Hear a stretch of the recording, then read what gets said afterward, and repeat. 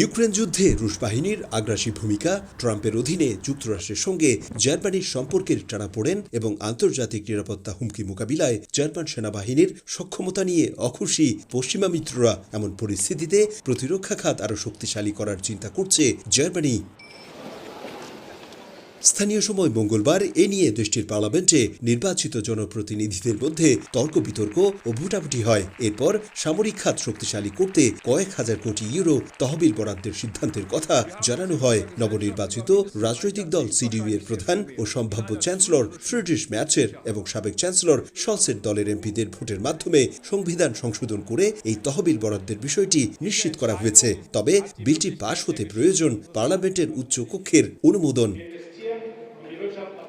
এদিকে ঋণের মাধ্যমে বরাদ্দকৃত কয়েক হাজার কোটি ইউরোর এই তহবিল সামরিক খাত ছাড়াও অবকাঠামো, জলবায়ু পরিবর্তনের ঝুঁকি মোকাবিলা, অভ্যন্তরীণ ও সাইবার নিরাপত্তার সক্ষমতা বাড়ানোর কাজে ব্যয় করা হবে বলে জানিয়েছেন পার্লামেন্টের মুখপাত্র।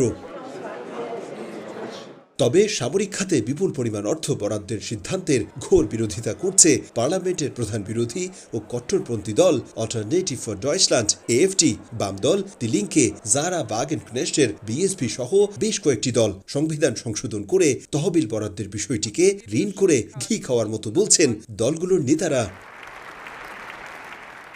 জার্মানির প্রতিরক্ষা বিশ্লেষকরা বলছেন, ক্রমশ ভয়ঙ্কর হয়ে ওঠা রাশিয়াকে ঠেকানো, একই সাথে যুক্তরাষ্ট্রের সাথে চোখে চোখ রেখে কথা বলা এবং জার্মানির অভ্যন্তরে সকল নিরাপত্তা হুমকি মোকাবিলা সহ সর্বোপরি নেটোকে শক্তিশালী করতে জার্মানির প্রতিরক্ষা খাতকে মজবুত করার কোনো বিকল্প নাই। তবে এর মাধ্যমে দেশটি নতুন করে যে কোনো যুদ্ধে জড়িয়ে পড়তে পারে এমন আশঙ্কাকে উড়িয়ে দিচ্ছেন না এদেশের সাধারণ মানুষ। জার্মানি থেকে বিটু বড়ুয়া, সময় সংবাদ।